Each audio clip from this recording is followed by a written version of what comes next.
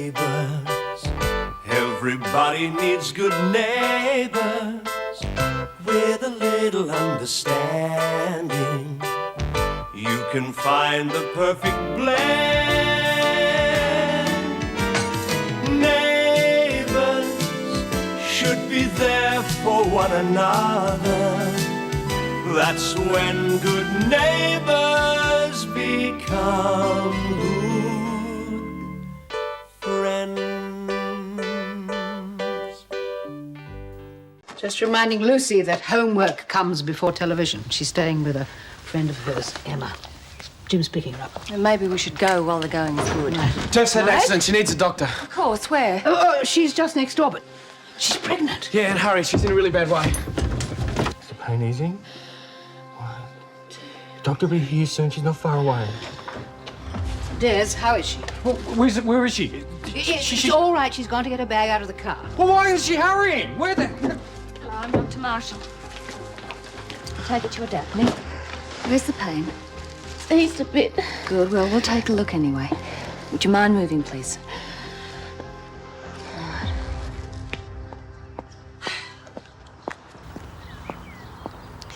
I hope there's nothing seriously wrong at the Clarkes. I just saw Helen Daniels run in, and then Mike, and a strange woman with what looked like a doctor's bag. I'm talking to you, Madge Mitchell, Ramsay, whatever your name is. Would you please tell that woman that she can talk until she's blue in the face, but nobody in the street's going to listen to her, not after the way she's treated us. Oh, but you'd know more about that than any of us.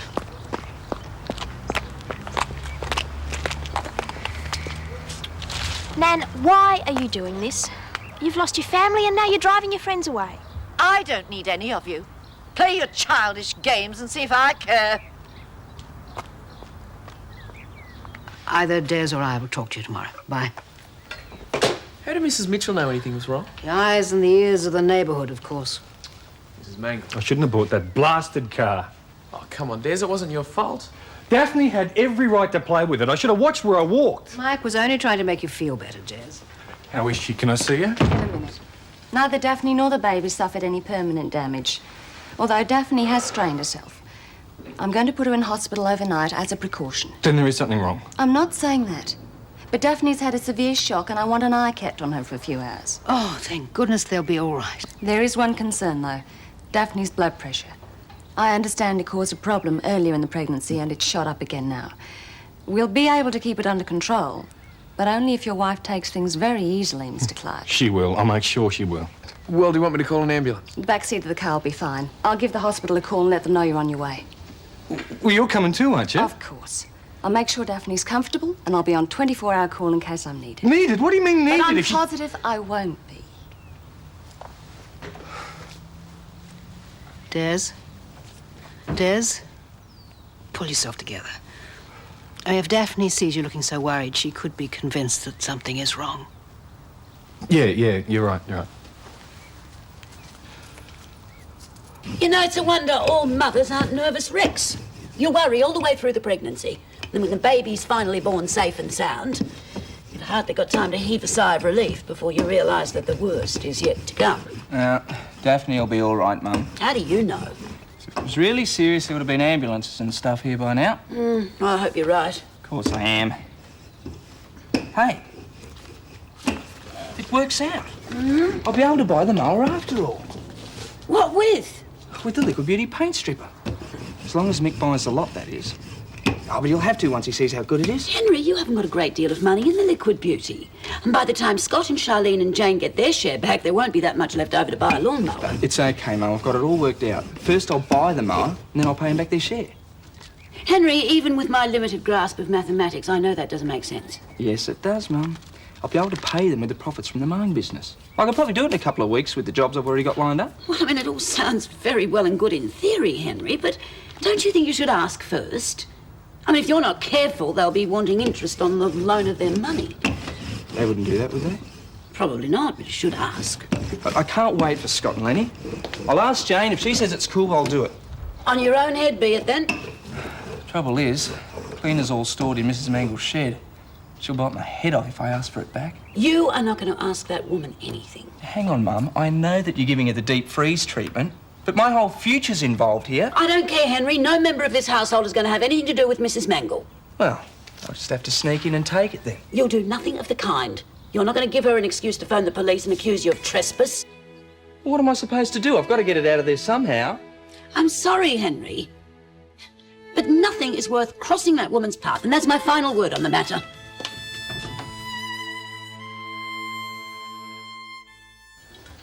Hi, Mr. Robinson. Hello, Jane. Has Helen gone already? She left a note for Lucy. Weren't you supposed to be picking her up? Oh, she's having too much fun at Emma's. Mrs. Gordon said that she would give her some dinner and bring her home later. Well, there's a casserole in the oven. I'll just give it a few more minutes. Fine. Oh, What's the matter? nothing. Well, actually, it's Nan. She giving you a hard time about coming home again? No way. Mrs. Mitchell's organised the whole street not to talk to her, and Nan reckons she's glad. Well, I don't see how sending your grandmother to Coventry's going to help. It just gives her another excuse to dislike everybody. She's going to end up a lonely old woman. Doesn't matter what I say to change her mind. Well, you've done all you can do, but you've stuck by her much longer than most people I know would have. That smells nice. What have you done to your leg? Oh, look, it's nothing, just a metal sliver from a lathe at work. Well, did you get it all out? Well, I thought I did, but it's still a bit painful. You should get a doctor to check it. No, it'll be all right. Be okay in the morning. Oh, I'll just get a cushion. I thought you said it went in your leg. It did. Sorry to be so much trouble to everyone. Don't be silly. I'll try and make the back seat more comfortable for you. Thanks, Helen. And you, Doctor? Beverly, please. We'll go ahead and meet you at the hospital. See, thanks. Hank! Thanks, man. Sorry to be so much of a worry to you, Des. Oh, I'd rather be worrying about you than not have you at all. Mike's going to have to look after the coffee shop till I can get there tomorrow. You're not going back to that coffee shop until after you've had your baby. But Des, Mike and I'll take care of the whole thing. Harold's there too, remember? I feel so useless. Daff, you're doing an important job there. It's not like you to feel sorry for yourself. Yeah. Take this. Comes with a good luck guarantee. Didn't do you much good when you were playing poker with Jim. Yeah, that's because of my stupid pride got in the way, but that sixpence knows when it's needed. Oh, Des. I hate having to leave you, even if it is only for one night. Hey, maybe we could book a double bed. We could try. Come on. I think I've had a relapse.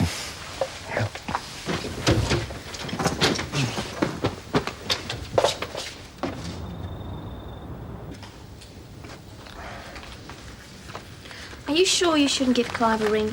That limp looks worse, if anything. I did, actually. He's gone away. His father's ill, so... Well, there must be a locum. Yeah, there is. Well, then. It's Dr. Marshall. Oh, that's good. It's always nicer going to a doctor, you know. Well, not necessarily. Mr. Robinson, don't tell me you disapprove of women doctors. No, not exactly. Oh, of course, I have heard of some men who are embarrassed to be examined by a woman. That's ridiculous. Whereas women haven't had much choice until recently. Did you know that there are still very few female gynecologists? No, I didn't. Anyway, it doesn't matter who the locum is. I had a tetanus injection when I broke my leg, and there's nothing much else they can do. So, would you mind finishing this? I've got some work I've got to get on to. Come in. It's only me. Oh, hi, Henry. Grab a tea towel. Oh, what? Just done one lot of dishes at home. You heard from Scott and Charlene? Now, what do you think? Probably forgotten we exist. But I think I found a way to get our money back on all those bottles of Liquid Beauty. Well, fantastic. How? Selling them to a friend of mine. You won't be a friend for long. As paint stripper. Henry, you're a genius. Scott and Charlene won't believe it when they get back and find the money waiting for them. It won't be, if you'll agree. Well, you just said that. But look, you'll only have to wait a couple of weeks. But I really need all that money to buy a mower. I've got work lined up now, and all the profits will go straight to you three until I've paid you back. I swear, it'll only take a couple of weeks. 3 at the most. Well, I suppose it'll be all right. Jane, I knew you'd understand. Mwah. There is one small problem, though. Henry, if it's a loan or some other favour, forget it. It's nothing like that. It's getting hold of the bottles. Well, they're in Nan's garden shed. Exactly. Will you talk to her for me? Henry, that's like dousing fire with petrol. You know how upset she is with me? But they're our property. There's no way she can stop us taking them. You want to bet she'd put a padlock on the door if she knew we wanted those boxes? There's got to be a way. Well, we'll just have to wait until she's asleep and creep in and get them. That's brilliant. They don't call me a Jane Superbrain for nothing. Jane Superbrain? Yeah.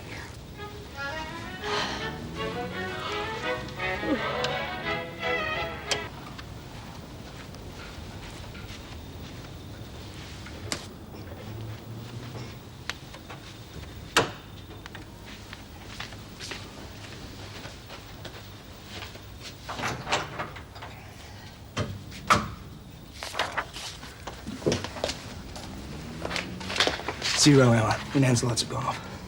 Shouldn't we wait a while and just make sure she's asleep first? We won't make any noise. So it doesn't matter if she's asleep or not. Look, as long as she's in bed, she can't look out a window and catch us. All right, well, I suppose we'd better get it over and done with. Come on, where's your Anzac spirit? Taking the battle to the enemy, flying the flag, getting in there and giving them all you've got.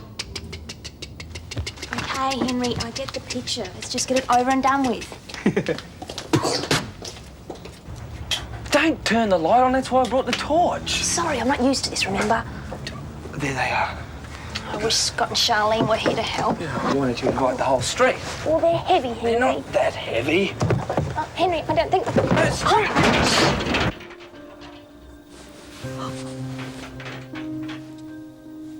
Strength!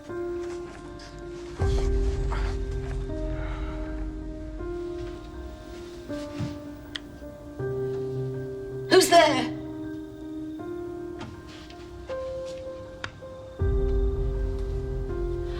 I know somebody's there.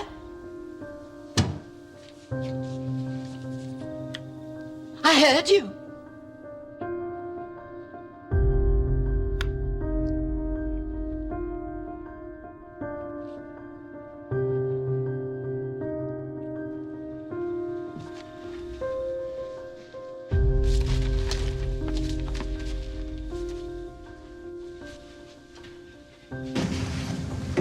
She did hear us. The lights have gone on. Poor Nan, she's probably scared stiff. Which will make her even madder if she catches us. She's probably calling the police. Then we've got to hurry. You move the rest of them to the door and I'll start taking them out. I'll have to go the back way. Maybe I should go and tell her it's all right. Jane, your Nan's tough enough to face a dozen burglars. Now get a move on.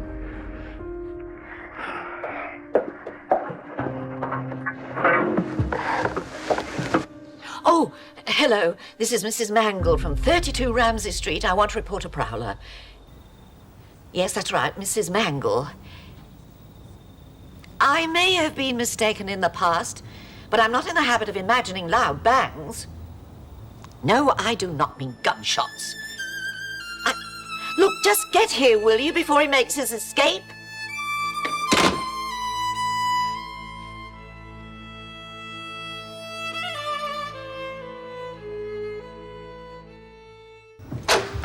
It was very sensible of you to take a walk for your headache instead of popping pills. Now, why don't you have an early night? Leave the studying for now.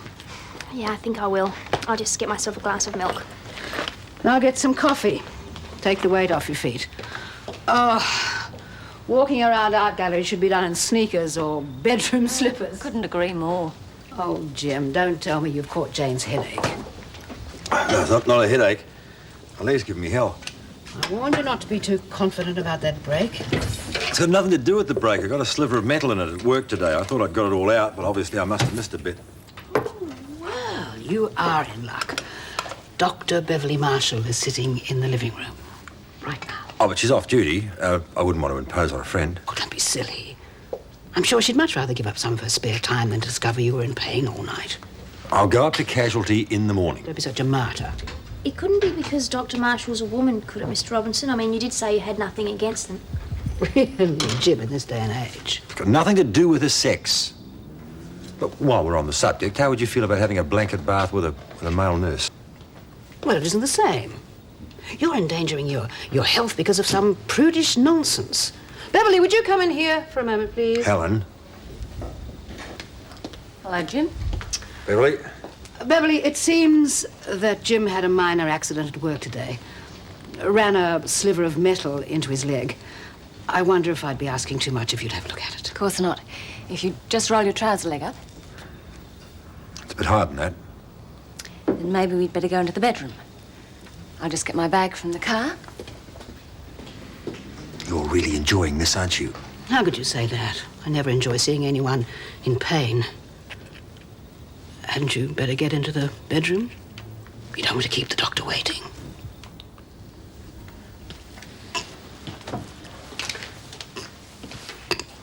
Men.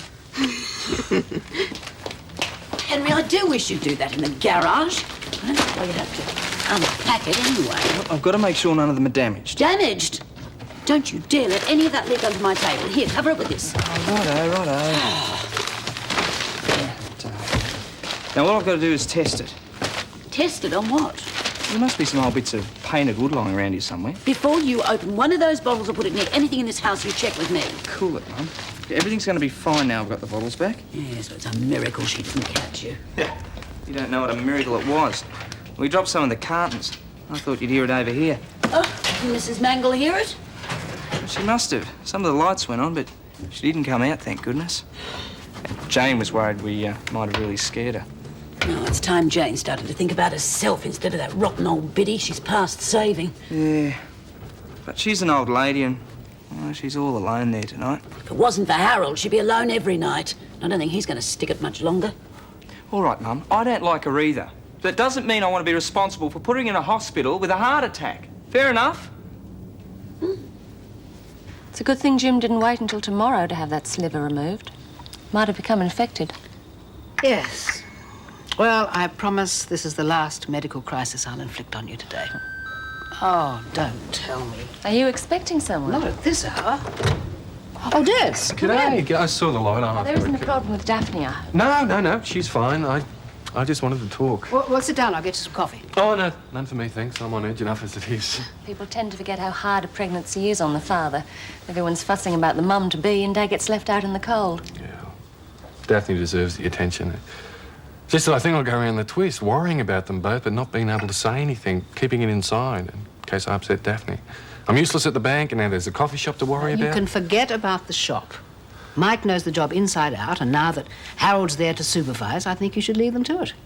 Yeah, I suppose so. And there's no magic formula to stop you worrying about your wife. But you have some good friends here. You should use them. Get it out of your system to Helen or Jim. We shouldn't have to tell you, Des, that we're here whenever you need us. As Beverly said, if you talk about your worries, then it could be easier to put on a bright face for Daphne. Yeah. I gave Daphne a bad time for feeling sorry for herself. I guess I fell into the same trap. Well, I'm pretty lucky compared to the problems that other people have, I suppose.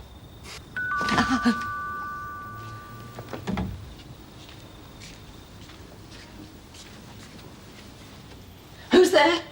Police, Mrs. Mangle. Constable Conlon. How do I know you're not the prowler? Well, you did call us. Nearly half an hour ago. We've been checking around outside. Look, just open the door slightly and I'll show you my ID.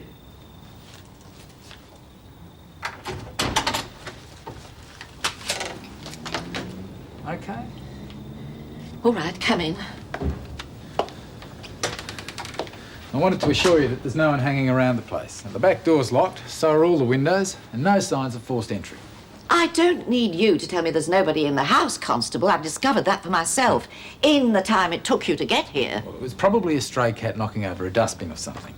But you did the right thing calling us. It's easy to get the jitters when you're in a house on your own. I do not get the jitters without very good reason, young man. I'll keep a patrol around the area for the rest of the night. But if you're still worried, I'd find someone to stay with. Oh, it's much too late to impose on anybody. Anyway, my best friend Clarke is away at the moment. Or someone here in the street, maybe. It's a neighbourhood watch area, so I'm sure you'll find a good Samaritan to take you in. Well, if that's all the help you can offer, you may as well get back on patrol. You'll hardly catch criminals standing here chatting to me. Yes, ma'am. Well, good night. Good night.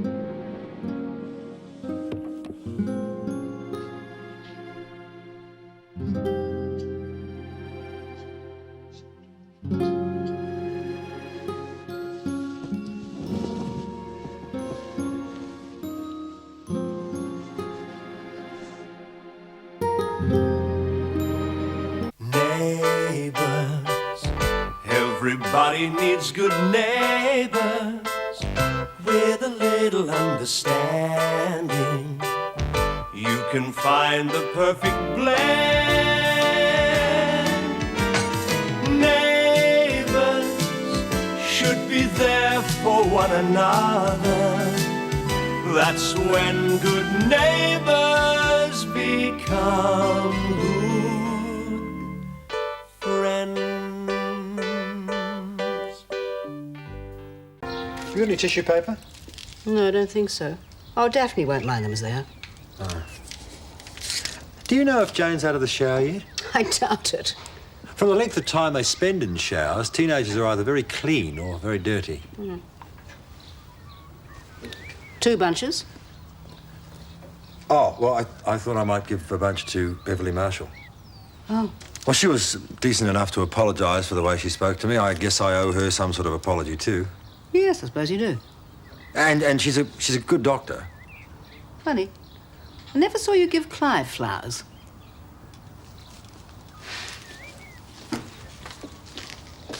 Now, are you sure you don't want me to have the food sent in from the hotel tomorrow night? No, I think part of the point is to give Mr. Udegar a home-cooked meal. After all, that's one of the reasons you married me, wasn't it? The hostess with the mostess. I did have it written into the contract. So I'm legally bound to cook dinner for tomorrow night. 4 courses, do? Oh, I reckon we'll scrape through on that. Oh, by the way, Dad and Gran have accepted the invitation. And seeing Mr. Udegar was keen on families, I thought I might invite Lucy and Jane as well. Yeah, the more the merrier. But I'll have to have a few hours off tomorrow afternoon. No worries. That's one of the perks of being the boss's wife. Oh, hang on. Jane's got her business administration course tomorrow night. But ask Lucy, she should enjoy it. Yeah, well, she's just at the age that she loves showing off. Oh, I don't think she's showing off. I remember being just like her at that age. Trying to fit into the adult world isn't easy, you know. Or have you forgotten? Hey, I'm not that old. No, of course not. Speaking of antiques, I dug out my old flute last night. I didn't know you played. No, I don't. I started when I was 10 and a half, finished before I was 11. A brief musical career, eh? Yeah, I'll say. But I hope Lucy sticks to it. I thought I might give it to her. What do you think? She'd love it, but are you sure you want to give it away? Yeah, I think I'm too old to start taking it up again. Anyway, I don't recall anything in the contract saying I had to perform musically. Forgot that clause. Oh, talking about musicians, that film about the blind jazz pianist on the local. Do you want to see it tonight? Oh, I can't tonight. I've made other plans. Oh, fine. I think it's still on next week anyway. Do you want me to save some dinner for you? No, I probably won't be home till quite late. Okay. Look, if you really want to see the film, I guess I could always cancel my other plans. No, don't be silly. We both agreed we lead our separate lives. I'll make some arrangements of my own. Okay, great.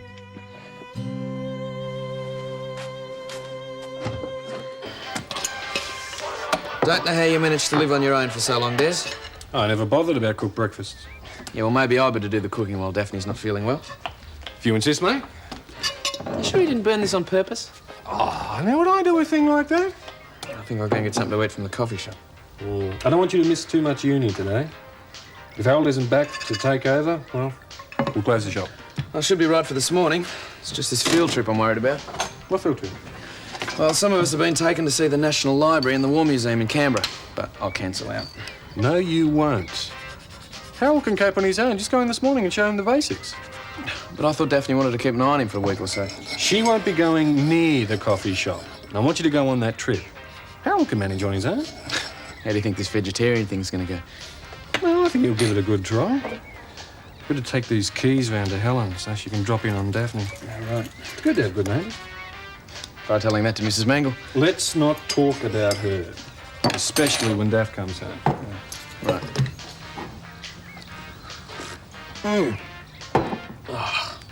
Mrs. Mangle!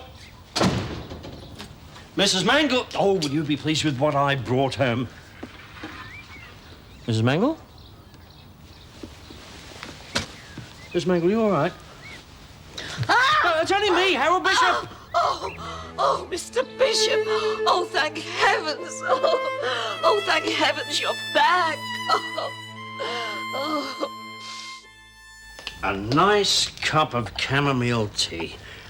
Just the thing for frayed nerves, eh? Mr. Bishop, you must forgive me. I'm afraid I must have seemed somewhat hysterical. Not at all, Mrs. Mangle, not at all. I understand you had a most distressing night. Distressing? I was just about to fall asleep, and I heard a crash outside. Then footsteps and whispered voices. There was obviously somebody trying to break in. Well, you should have called the police immediately. I did, and a constable came. And the best he could suggest was that if I was nervous, I should spend the night with a neighbour. Well, I'm afraid that with my neighbours, that left me nowhere to turn. I was terrified that once the police had gone, the prowlers would come back. I had a most terrible night. I tried to keep awake, and finally I fell asleep from sheer exhaustion. I've never felt so alone in my life. But surely you could have called the Robinsons and got Jane to come over. Jane, she doesn't want to know me anymore. And I certainly wasn't going to let the Robinsons think I needed help. Mrs. Mangle, don't you realise that it's because of your arguments with the neighbours that you had a distressing night? Don't you think it'd be a good time to mend some fences? Are you suggesting that the differences of opinion we've had have been my fault? No, I didn't say that. But we all need someone to turn to from time to time, and neighbours can be a very good support system. Not these days. Community spirit is dead. I don't agree. Especially not in this street. Well, there's not one person I could call a friend. I think perhaps that is up to you,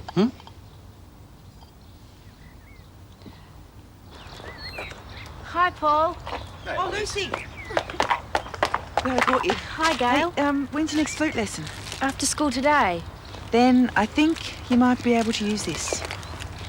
If you like to have it, that is. Oh, it's beautiful. Where did it come from? Well, it used to be mine, but I didn't stick with my lessons. I hope you will. Oh, I will. Can I really have it? Mm-hmm. It's all yours. Thanks. Wait until I show Emma. Paul has to go out tonight, so why don't you come over and have dinner with me? Or you can give me a recital and show me what you've learned so far. Oh, I can only play scales. Well, you can show me how well you can play then. I'd love to, but I won't be able to come over until after 6 o'clock. My lessons are in Surrey Hills and Emma's mum brings us home. Well, whatever time you can make it, that'll be fine. You're terrific. I'm so glad you're part of our family. Off you go. I'll see you tonight. Okay. Okay. Bye.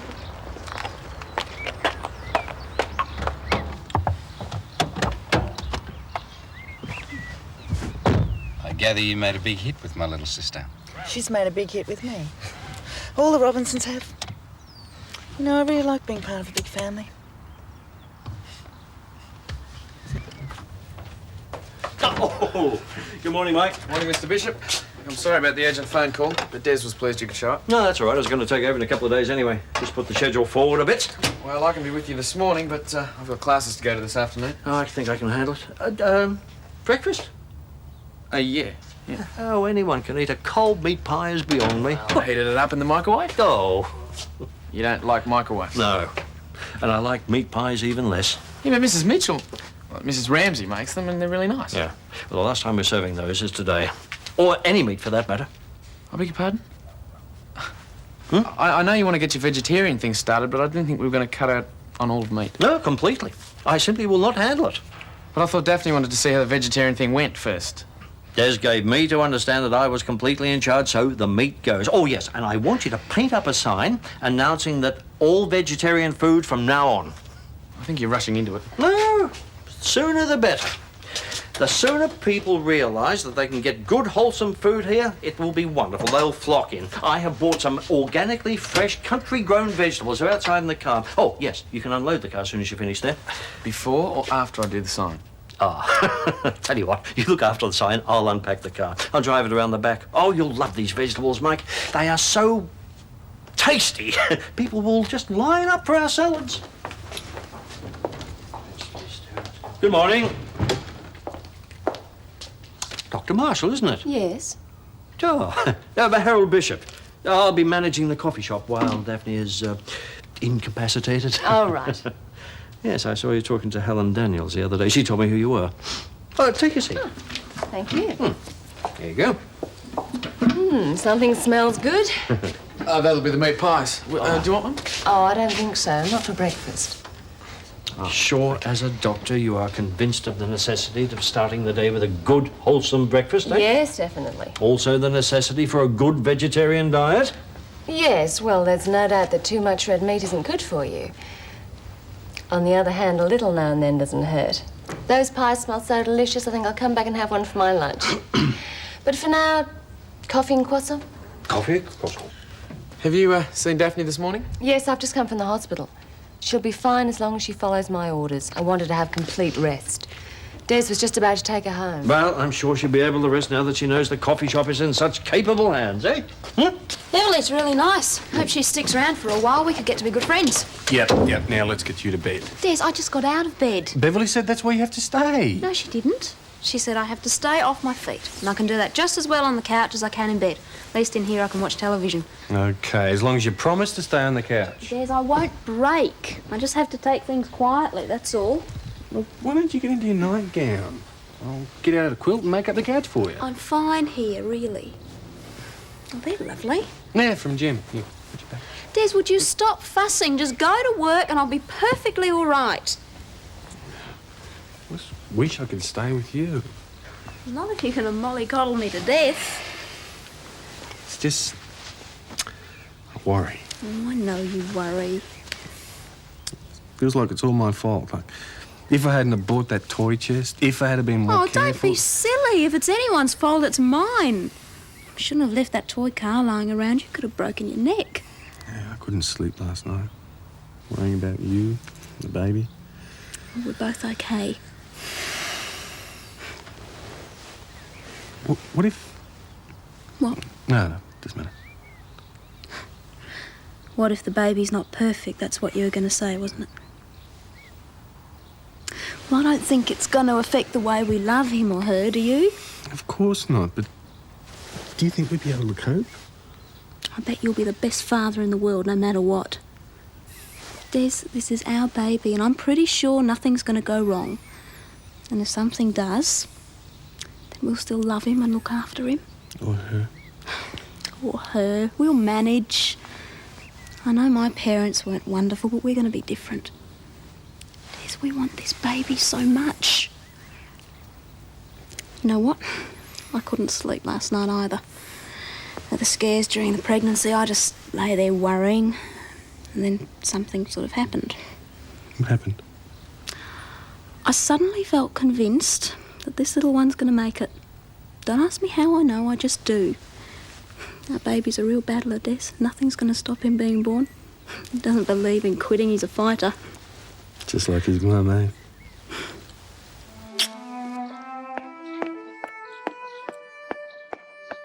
Mrs. Daniels, Helen, I wonder if I might have a word with you. I'm sorry, Nell, I'm in a hurry.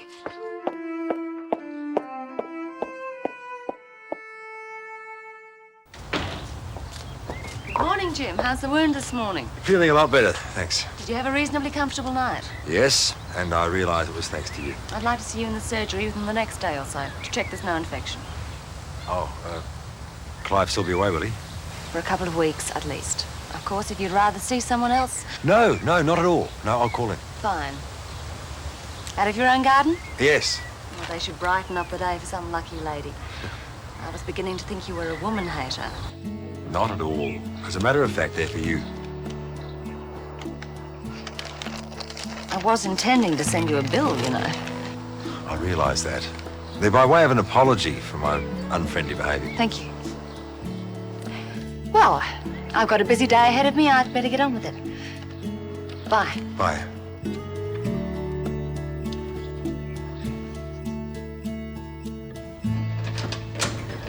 Come on in, Helen. Where are you? I thought you'd be in bed. I've been taking it easy. Thanks. I think Dr. Marshall's been laying it on a bit thick. I need to tell her not to in front of Des. He worries too much. I don't think Beverly says anything she doesn't mean. She's certainly very nice. I need to have you and her over for lunch one day. I'm getting so bored sitting here on my own. Do you think Beverly will let me go back to the coffee shop next week? I reckon I could talk her into it. You are even a worse patient than Jim. How's it going having Jane living with you? Oh, it's very nice. She's a lovely girl, and with Scott away, it's nice having her there. I saw her grandmother on the way to the shops. I hope you didn't speak to her. Remember I packed? Well, no, I told her that I didn't have time to talk. You should have cut her dead, not a word. That's what we all agreed to. Yes, I know, but I find it difficult. You know, I had the feeling that perhaps she wanted to apologise. Apologise? Oh, that's a laugh. I bet that's her now. She'd just turn up here bold as brass. And I'll take great pleasure in slamming a door in her face. Daphne. Dr. Marshall, come in. I just thought I'd call in and make sure you were following my instructions. Obviously you aren't. Well, I've been resting. Helen's here. Hello, Helen. Beverly? Sit down, I'll make you both a cup of tea. You'll do no such thing. Now listen, I told you to stay right off your feet. I said I've been resting. It's not good enough. All right. I'll stay here for a couple of days if I have to. I'm not talking about a couple of days. You need complete rest until the baby comes. That's a month away. I can't stay off my feet for a month. If you don't, I won't be responsible for what happens. If you're not prepared to follow my orders, I think you better find yourself another doctor. Do I make myself clear? Look, I'm going to grab a quick shower and change at the motel. You don't mind walking home, do you? No, it'll do me good. Good night. No. Look, Gail. Look, if my going out tonight's causing you a problem, I'll cancel my date. I don't know why you think there's a problem. Oh, things just seemed a bit strained, that's all. I hardly noticed. Anyway, it's got nothing to do with your date tonight. As a matter of fact, I've got a dinner engagement myself. Oh, that's all right then. So, have a good time. Yeah, same to you. What are you throwing them out for? I told you no more meat after today. Yeah, but don't waste it. I can give that to Bouncer. Well, Bouncer will be a healthier dog on a vegetarian diet. I'll give him vegetables. Look, I really think you're pushing this vegetarian thing a bit too hard. Oh, do you? I haven't even started yet. Before we leave tonight, I want all these benches washed down with scalding water and disinfectant. I want all the crockery and cutlery boiled. What? That will take me hours. I wish I hadn't come back. I've had a hard enough day as it is today. Well, if you don't want to help me, I'll do it myself. Look, if I'm going to tell all those people that we are serving nothing but vegetarian fare, I have to get rid of even the slightest taint of meat. You're a real fanatic, aren't you? And there's no need to go throwing labels around. Well, if Daphne was here, she'd start throwing plates around. Oh, don't you go upsetting Daphne. No, not in her present condition. Don't worry, I won't say anything to upset Daphne, all right? Well, at first she was a bit stern, but as soon as she found out that I was going to do what she told me, she loosened up a bit. Well, I'm glad someone's been able to make you do what you're supposed to. Well, Beverly just convinced me that if I don't stay off my feet, the baby could come prematurely. So it looks like the only distance I'll be covering is between here and the bathroom. Don't know how I'm going to stand it. Most women would love to be able to loll around on a couch all day just reading and watching television. Neglecting you, watching the house become a mess around me. I won't feel neglected, and I'll try not to let the house get into too much of a mess, huh? I won't even offer to Don't answer you it. dare. Oh, hi, come in. Hi, Des. I'm still unpacking a few boxes at the house, and I found this book on mental and physical relaxation. Thought it might be good for Daphne. Oh, not you too. Everyone's been on your back, have they? That's putting it mildly. I've been banished to this couch until the baby comes. Yeah, and I have to carry her to bed tonight. Sounds like a good life to me. See, I told you most women would say that. She doesn't believe it for a second. No, you're right. It'd drive me up the wall too. But it'll be worth it in the long run. That's what convinced me to stay put. Listen, if Paul's out this evening, why don't you stay for dinner? I'm cooking.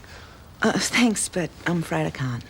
Very wise. Des burns water. I do not. I promise I won't poison you. No, I've got Lucy coming over for dinner. She's going to give me a flute recital. Oh, that should be fun. How many lessons has she had? 3? Yeah. Well, it's a pity we can't make it. Now that I've got a flute of my own, I'm sure I'll learn more quickly. I'll ask Mum to buy me one too. She's late. Mine's a family heirloom. It's really old. Yeah, well, I'd rather have a new one. I'd much rather have the flute Gail gave me. She's the nicest person. I really love her. She's pretty too. How do you know? You've never met her. I'm looking at her right now. That's your brother, isn't it? So that must be his wife. Lucy, what's wrong? Nothing.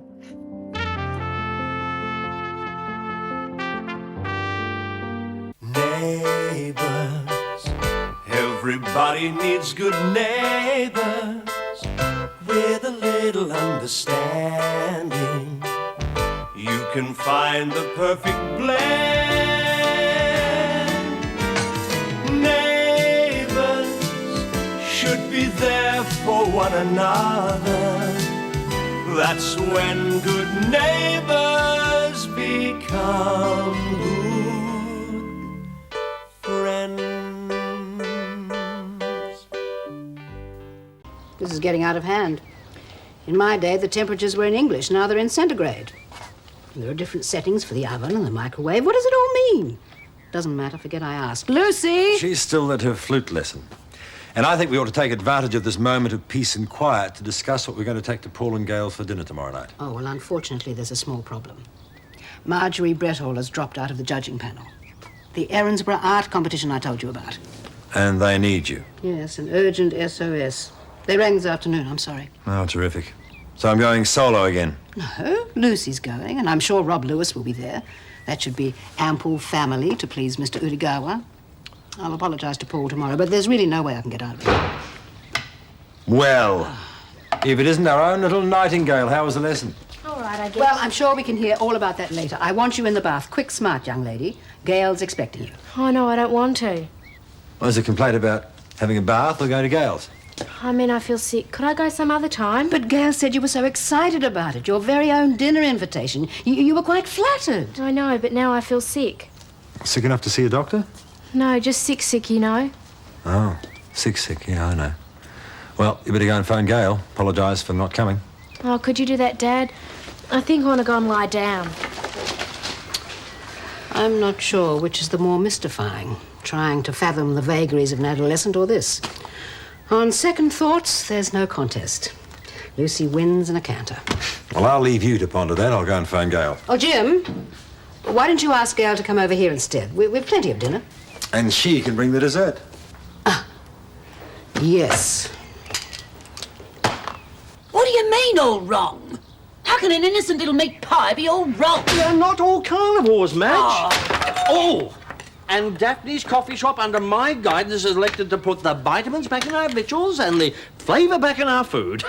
You mean the menu's going vegetarian? Precisely. And Daphne agreed to this?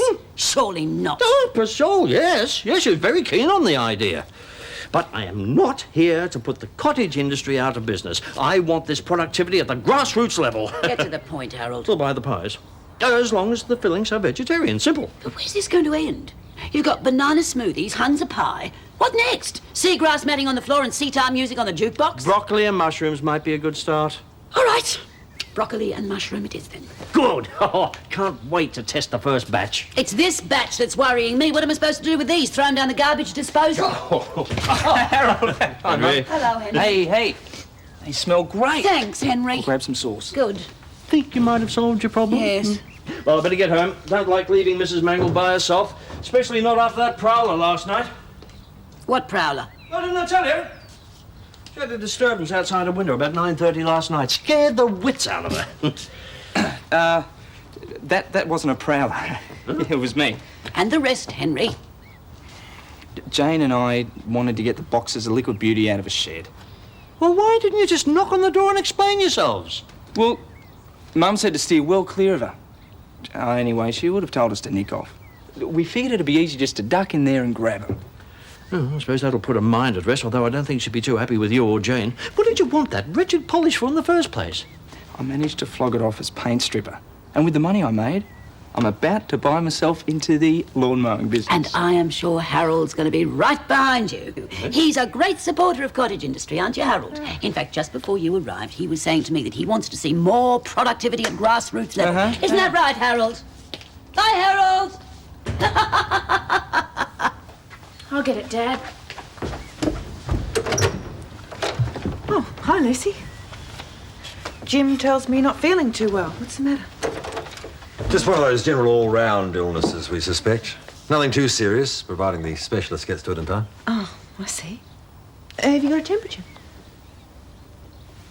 How did your flute lesson go anyway? All right.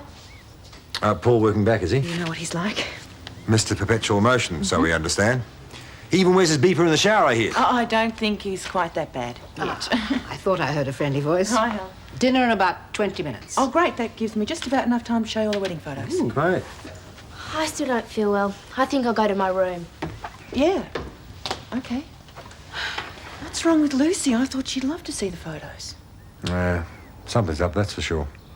She's been doing this I'll be in my room routine ever since she got home. Should you call Dr. Marshall? Maybe she is genuinely sick. Oh, I doubt that very much.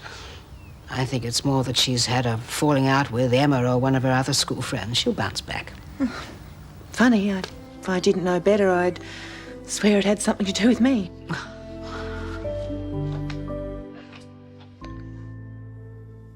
Harold, I thought you'd gone home. Yes, I had. Oh, may I come in? Is there something wrong? Well, I just explained to Mrs. Mangle about last night's so-called prowler. Ah, don't tell me. And she ranted and raved and threatened to call the police. No, that's just it. Oh, she said she was very pleased that it wasn't a prowler, but that's about the only discernible reaction. She just sort of sat there and stared into space. Well, what was she like when you got home? Exactly the same. It's almost as if she feels cut off from the world. Oh, Harold, I wouldn't worry. She's probably just trying to get some attention. No, that makes it even more bizarre. I mean, I offered to talk to her, but she said she didn't feel like conversation and promptly took herself off to bed. At 6:30? Yes. Well, Lucy can't be too sick. She wants a snack in her room. She feels like eating, but not with us. Is that the story? Yep. The plot thickens. Oh, Gail, you know what kids are like. I'm sure this has nothing to do with you. To hear Lucy talk about the flute and how generous you were, you must be her favourite person in the world at the moment. Well, as long as she feels brighter tomorrow night, this dinner's very important to Paul. Far more important than the Erinsborough art competition, no doubt. Sorry? Helen's too popular, that's the problem. She's been asked to fill in on a judging panel tomorrow night. If there was any way I could get out of it, believe me, I would. No, don't be silly, Helen. Well, they obviously need you there. And I'm sure we can still impress Mr. Udegaard with the rest of the Robinson clan. Good. Providing Lucy chirps up a bit.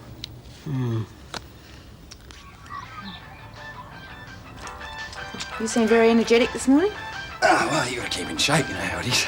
Wouldn't be worried about that executive spread by any chance? Sorry, I think you're in terrific shape. Thank you. Take it things went well last night? I had a pleasant time. Good. What about you? Lucy got stage fright, I think. Something weird's going on. She said she was sick, but I'm pretty sure she was just trying to avoid me.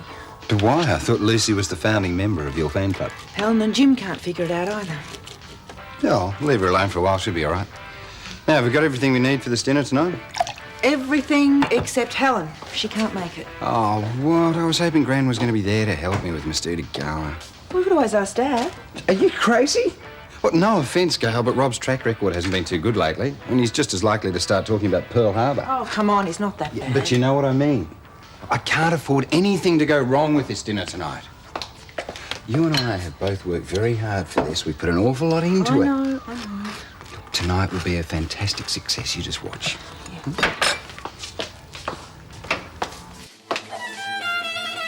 Sure. Everything always is with you. Lucy, those are all soggy now. Come on, eat up, Lucy. You haven't all day. I'm not hungry. Well, you better get hungry because you're not leaving the table till you've had breakfast. Perhaps we should call Beverly.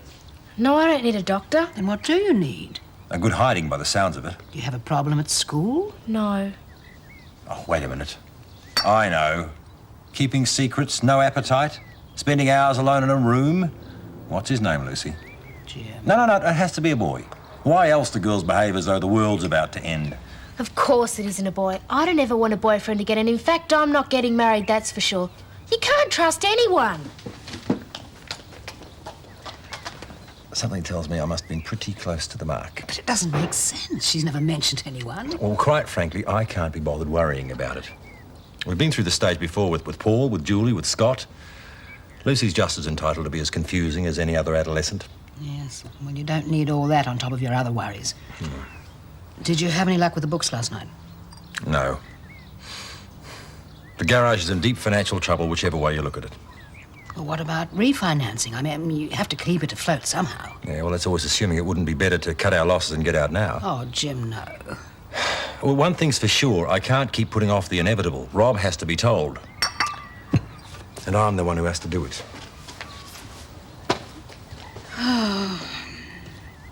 Yes, Charlene, I love you too. Yes, will you hurry back? We're all missing you. Oh, there go the Pips. Say hello to Scott for us. All right, love, bye. Well, I've never heard her sound happier, I'm pleased to say. Good on her. Should be more of it, that's what I reckon. You know, if everyone in the whole world took a bit more effort I've just got to a million and smile one every things to day. do, and I want to clean up Charlene's room. Mum, you know what Lenny said? She wants to do the whole thing when she and Scott I get just back. want to give it a bit of a vacuum, that's all. Mum. Oh, well, I've got to do something. Look, there'll be plenty of cleaning up to do when they Henry. get back.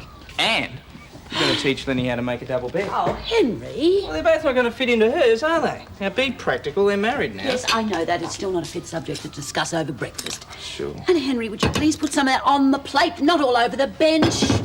Sorry. Oh. Guess I'm a bit excited this morning. I'm picking the Mower up at 10. Oh, good. We should celebrate. How about we go out for dinner tonight? Your shout. Ah, nice try, Henry, but I'm doing the late shift at the Waterhole, I'm afraid. No problems. I can eat there. Ha ha!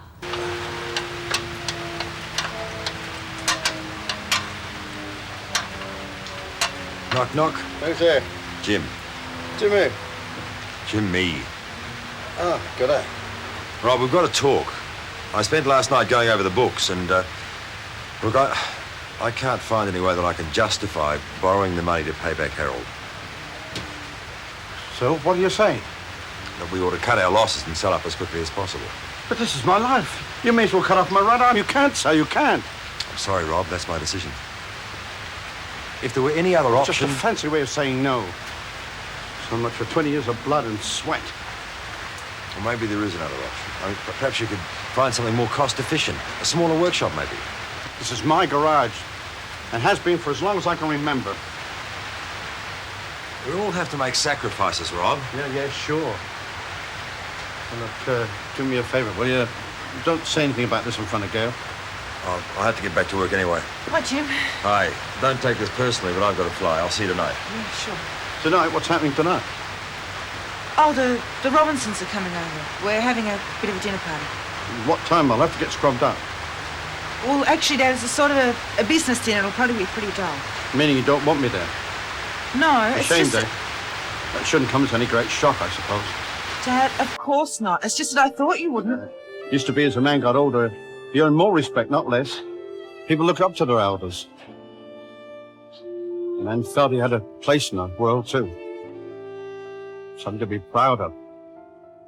Look, Dad, forget everything I've said. I want you to come. Please? No, I've got a few details I want to attend to here. I'll be all right.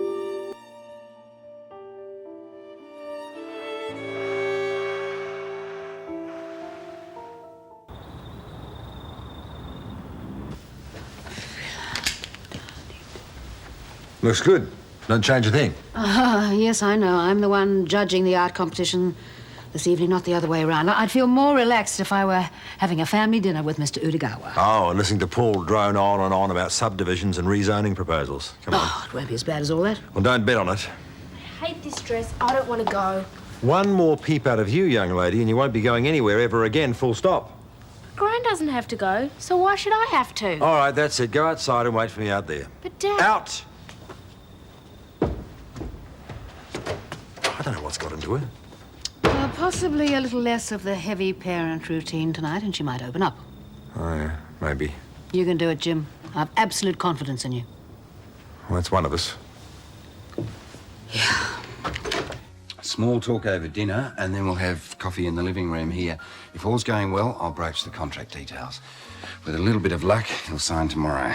If the souffle doesn't fall flat in Rug's chocolate mousse. You will be the perfect hostess. Look, if this show doesn't come off, I certainly won't be blaming you. Miss Udagawa, punctual as always. Paul. Hi, come in. And, of course, the very charming Gail. How are you? Fine, thank you, Mr. Udagawa. I have a wedding present for you both. Oh, darling, would you like to open that? Yeah. You're too generous, really, Mr. Udigo. Oh, it's beautiful. Look.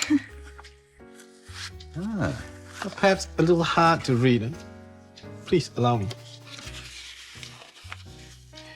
It reads, "A bountiful future for the young married couple." Yeah. It's a very thoughtful gift, thank you. Dad, come in. We're not late, I hope. No, just in time.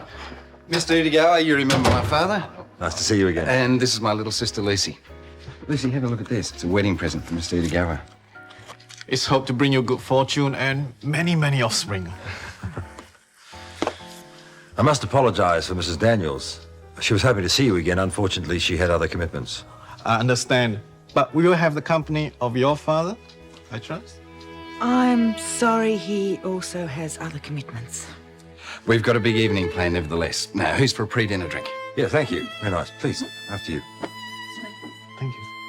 There we are, gentlemen. All right, Rob, one last drink, but that's it. I don't have to serve drunks, you know. the beer, there's enough. Hey, well, Rob's doing it pretty hard. He's rude, he's aggressive, and he's at war with the world. Well, he's obviously got problems. So he doesn't have to take them out on the rest of us, does he? Well, that is the coffee shop, locked up safe and sound for the night. This late? Daphne usually closed hours ago. No, Daphne wasn't trying to revitalise the business. Oh. That kitchen may be small, but it can be efficient. Oh, it's going well then, is it? Never any doubt. We are what we eat. And I defy anyone to step forward and say they want to be a cheeseburger. Well, Yeah, right. I guess we're all starting new enterprises. I picked up the mail today. oh, good for you. A little battler, eh? That's what made this country great. Yes. You sanctimonious hypocrite. Eh? All this guff about little battler. What would you know about it? I've struggled for 20 years to get what I've got, and you couldn't care less. Rob, please. It's all right, Madge. I'll look after this. Oh, will you? See if you can look after this. He tried to hit me. Yeah, but he missed. Of course I missed. No way wiggling with glasses. I can't do anything right. Harold, are you all right? He actually tried to hit me. Hey, it's a good thing you're so light on your feet, Harold. You beat him with sheer pace. Henry, that's You can enough. Float like a butterfly, Henry, sting like a go bee. and get Harold some ice water. Now. Go on. And you, I want you out of here before I count 10. Why not? No one else wants me either. Henry! Rob, that's... Why should you be any different? Rob, it is not true. Isn't it?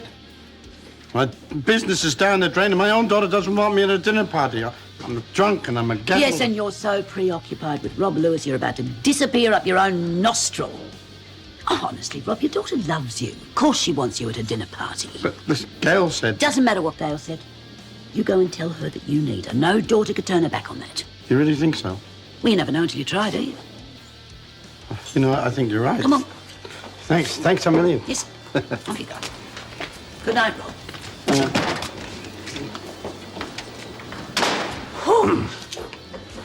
I was ready for him if he tried again, you know. I had him in my sights. Do you want a drink, please? By the looks of it, a very happy wedding. And a most pleasant dinner. Thank you, Gail. Oh, pleasure. And for such a charming company, even though we have not heard much from our young Lucy. Oh, she's just a bit off colour, that's all. That's too bad. Oh, I'll get it. Excuse me. So, I trust you're still keen to discuss the contracts tomorrow, then? Yes, yes, of course. Can your man get a kiss? Ah, come here, Jim. Oh, this must be the Japanese connection. Ah, so. Rob, this isn't a very good time, so could we... Don't you start. I've already given our bishop what for. Perhaps Rob might like to lie down upstairs. Don't you start telling me what to do either. Just because you got spliced to my daughter, you know you What the can't. hell do you think you're doing? Yeah, just I thought you're all thick as thieves. You don't want your own man. Mr. Lewis, that is enough. All of you, stop it! Just stop it! Now see what you've done. Lucy, it's all right. Don't touch me. I don't trust you anymore. I don't even like you.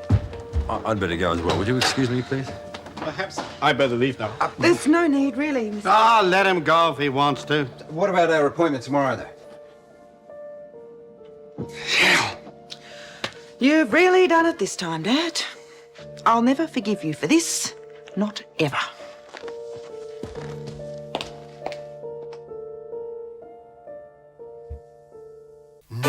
Neighbours, everybody needs good neighbours with a little understanding, you can find the perfect blend. Neighbours should be there for one another. That's when good neighbours become good friends. So what was so bad about it? Everything, that's what. But why? It was just family and Mr. Utagawa. He's really nice. It wasn't him. Then what was the problem, Lucy? It was the worst night of my whole life, and I don't want to talk about it anymore. Well, excuse me for breathing. Would you mind telling me what that was all about? There's nothing to tell. Oh, come on, it's pretty obvious something upset you. How do you think Mr. Utagawa felt being stuck in the middle of all that carry-on? I don't know. Well, then what about Paul? Rob embarrassed him enough without you adding fuel to the fire. Yeah, I guess so. Well, then, for heaven's sake, why did you do it?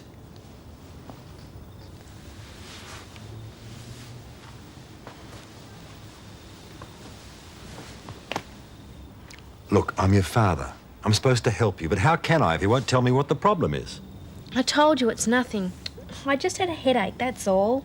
Well, that's a pretty poor excuse for behaving as badly as you did and being so mean to Paul. I don't want to talk about him. Why? What has he done that's so terrible? It doesn't matter. Well, it's pretty obvious it does matter. Otherwise, you wouldn't have said you don't like him anymore. That hurt him, you know. I don't care. It serves him right. I'm going to bed. Good. I was about to send you to your room anyway. What's up with her? Oh, I don't know.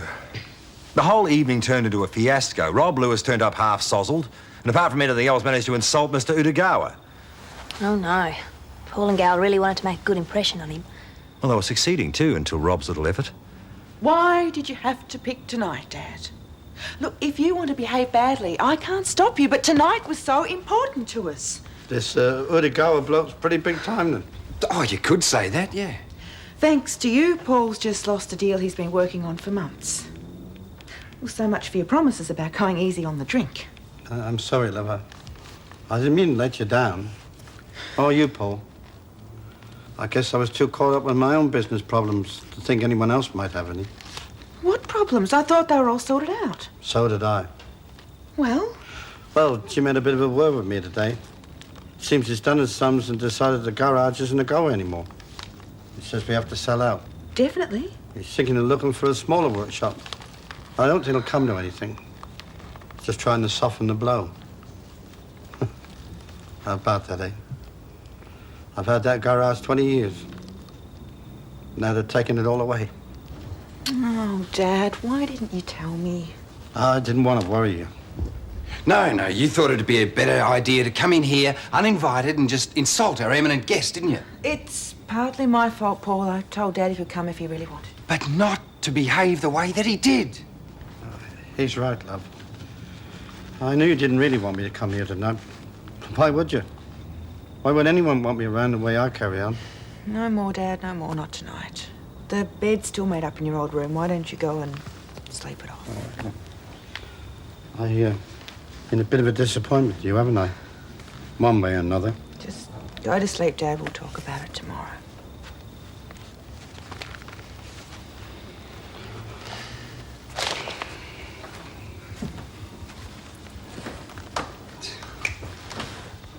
Do you really think we have blown the deal? We'll know soon enough. Yeah. Well, I'm going to cancel tonight by going to bed. There's always a chance I'll wake up in the morning and find it was just a bad dream. Wouldn't that be nice? Yeah, well, we can only hope. Night.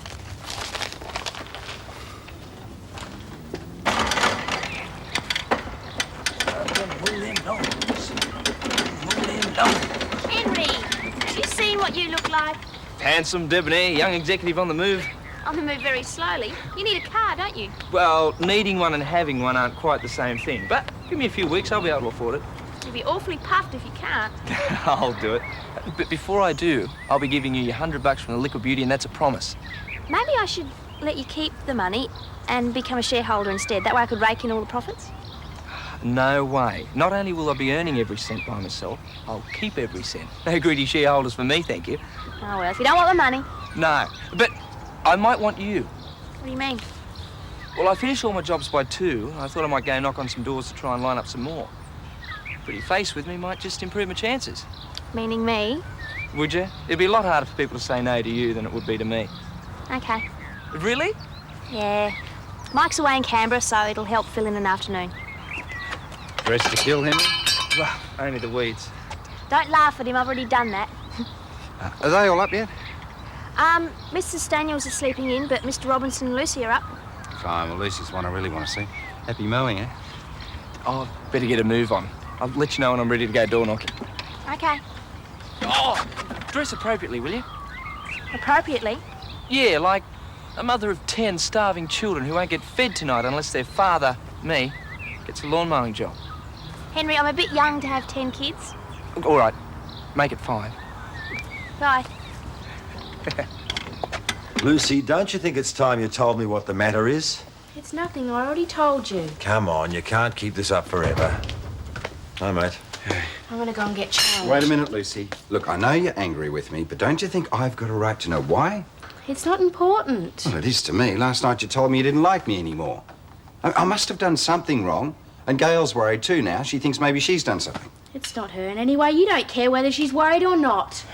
All right, Lucy. This has gone on long enough. Either you start being pleasant to Paul or you tell us what the matter is. All right. I wasn't going to tell you, but it serves you right for being such a rat. You only just got married to Gail and already you're cheating on her. Oh, that's not true. It is so, and I know it is because I saw you. I saw you with her. Lucy, whatever you think you saw, you've obviously made a mistake.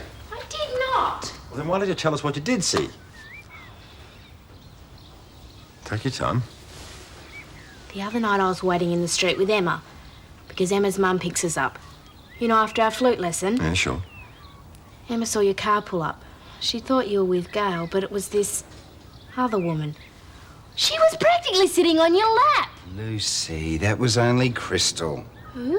Crystal. She works for an advertising agency that's trying to get business from us. It didn't look like business to me. Well, that's just the way that she is. Look, what Crystal can't get with her brain, she tries to get with her body. Believe me, she tries it on nearly everyone. Oh. Look, why don't you come home with me and talk to Gail? She knows all about Crystal. Really? Yeah, of course she does. Now, come on, it'll put your mind at rest. Go on, darling, and while you're at it, you can apologise to Paul. I'm sorry. I'll just get changed, okay? I'll be there in a minute. Okay. Adolescent fantasies. You sure that's all it was? Yeah, of course I'm sure, Dad. I love Gail. I'm not about to start two-timing her. I'm getting as bad as Lucy, aren't I? Don't you dare. One of the family's enough. Look, would you send her over when she's ready? Yeah, we'll do. Thanks. Mystery solved. Lucy doesn't hate me anymore. So what was it all about? She saw me with Crystal the other night. Oh, no. No, don't panic. I told her it was just business, and after that she was fine. But she's coming over here in a little while, and I think she wants some reassurance from you. Oh. Paul, it's not that I mind talking to her, but it's just that this whole thing's getting so complicated. And I don't like lying much either. You don't have to lie. Just tell her the truth about Crystal, that she means nothing to me. Is that what you told Crystal? What I told Crystal is between me and her. Unless, of course, you want to know all the juicy details. No, of course I don't. It's absolutely none of my business. Lucy. Hi. I believe you caught my big bad husband out with Crystal. Do you really know her? Of course I do, you goose. That's why I asked you over here that night to keep me company while Paul had dinner with her. I guess I was pretty dumb, huh? You said it, kiddo. It's just, well, you two don't carry on together like Des and Daphne do. Maybe not in public, but she hasn't seen the way we carry on here, has she? I don't think she'd want to. Yes, I would. No, you're not going to get the chance. No, all you need to know is that we're happy together. Satisfied? Yes. I better go. I've got stuff to do. Well, why don't you come over later and bring your flute and let me hear how you're going? Okay, I will. Good. I'm growing up. I won't always be this thick. Get out of here. See you, Luce. Oh, round one to us. Only just. Yeah. Morning. Morning, Dad. If you want a coffee, I'm just about to put the kettle on. Not if it's too much trouble. I said I was putting it on. Gail wasn't even angry at me or anything. But I felt so embarrassed. No more jumping to conclusions. Never, ever, ever. Well, unless they're right. I've got to go and practice my scales. Gail wants me to go over later and play for her. And if I don't practice now, she's going to think I'm tone deaf. Oh, what a change, huh? Lucy's always like that, deep in gloom one minute and the sunshine the next. Lucy's great.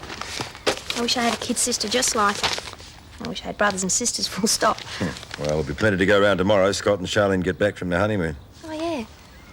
Well, you may have gained a daughter-in-law, but you've lost a lawnmower. Well, I mean, you can't really count on Scott mowing your lawns for you anymore, can you? I couldn't count on him before. Am I going to like what you're driving at? Well, I was trying to be subtle, but it's Henry.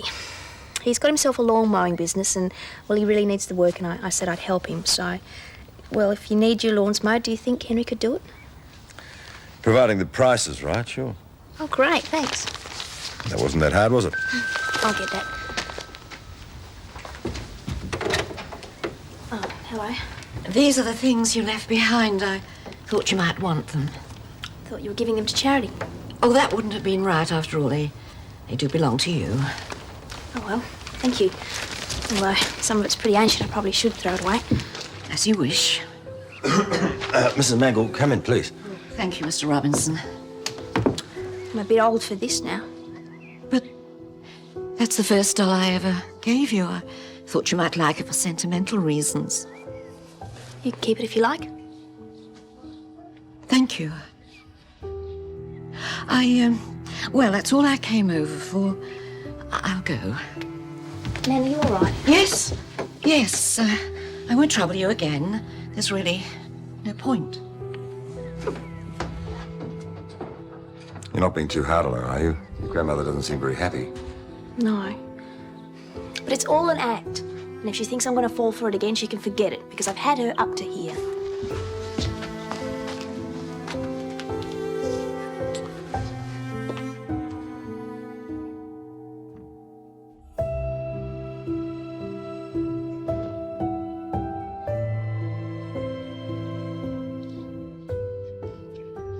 She doesn't even remember.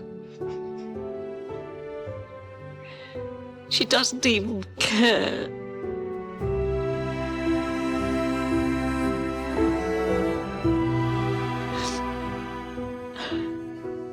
All right, have a very pleasant trip back to Japan, won't you? And I hope we see you again soon.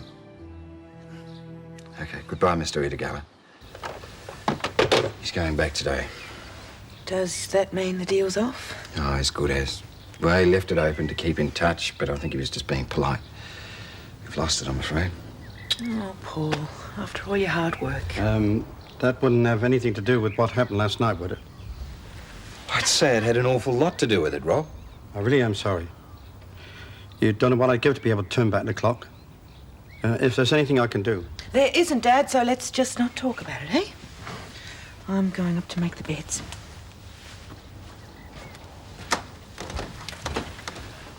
Don't you think it's about time you started making life a bit easier for Gail? She doesn't deserve all of this. I know, but I've had one or two problems lately. One or two? Rob, you're a walking disaster. She's your daughter. You're supposed to support her, not make life worse for her. You know, it seems like the only way I can make things better for her is by not being around at all.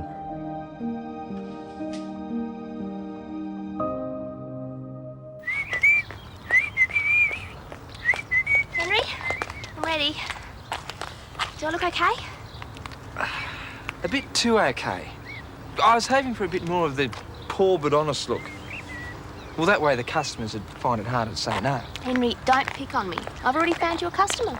Really, who? Mr. Robinson. All you have to do is work out a price with him and the job's yours. Jane, you are brilliant. I knew I was doing the right thing getting you to help me.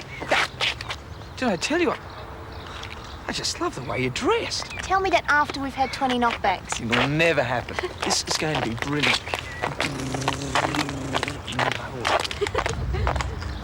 Mr. Mitchell. Oh, I can't talk to her. Mum will chuck her mental. Ignore her then. You won't have to speak to her because of me. Nah, I still haven't given her a chance to yell at me over scaring her the other night.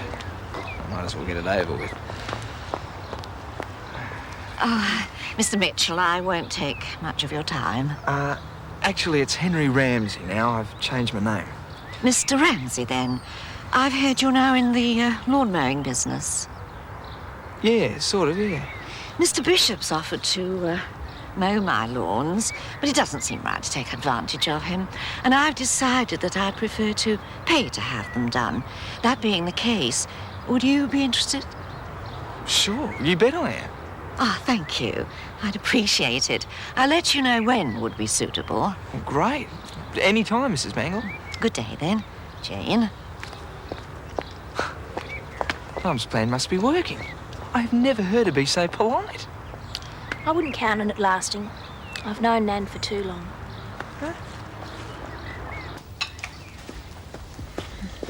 For Lucy. Yeah, you can have one if you want. No, leave him for garbage guts. I know how much the deal with Mr. Udegawa meant. Sorry isn't going to help much. I am. It wasn't your fault. No, but it was Dad's, and I feel responsible. I know he's had a hard time over losing the garage and everything, but what he did was inexcusable. Yeah, well, I think he got the message. Well, he wasn't too chirpy when he left this morning. Yeah, I suppose it was a bit tough. I meant to talk it all through with him before he left, but I was so worked up about it all I couldn't even think straight. Well, I think he understood that. And I also think he'll bounce back. Yeah, he always does. But the person I'm more concerned about right at the moment is you. Oh, I lost the Udegawa deal, but there'll be others. No, that's not what I mean. I was thinking more about our marriage, for want of a better word. And? Well, by and large, we went into it because of Mr. Udegawa's feelings about family men. Well, now that what he thinks is irrelevant, do you really want to keep up the charade? Look, there's a lot of practical reasons why we should stay married. I know it's old-fashioned, but in business, it's better to be married than not. Why, do you want out? If you do, I won't make waves. Not really. Anyway, it protects us from getting emotionally involved with somebody else, I suppose, too. Yeah, and apart from that, from my point of view, there are financial benefits. Does that sound mercenary? No, not at all. I mean, the contract covers all of that, doesn't it? So we're agreed. We go on as before? Yeah, I think so. Well, there's no real reason to end it, is there? Lucy, another reason why we should keep it going. So why don't we show her what a happy couple we really are? 6 more customers in one afternoon. At this rate, I'm going to be a millionaire by the middle of next week. Henry, I think it's going to take a little bit longer than that. Okay, middle of next month.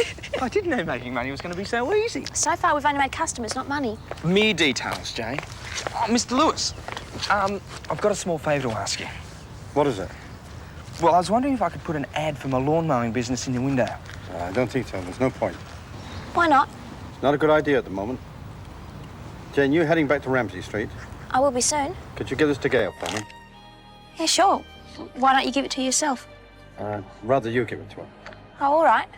Thanks. I appreciate it. We'd better get moving. There's lots of customers out there just waiting to say yes. Bye, Mr. Lewis.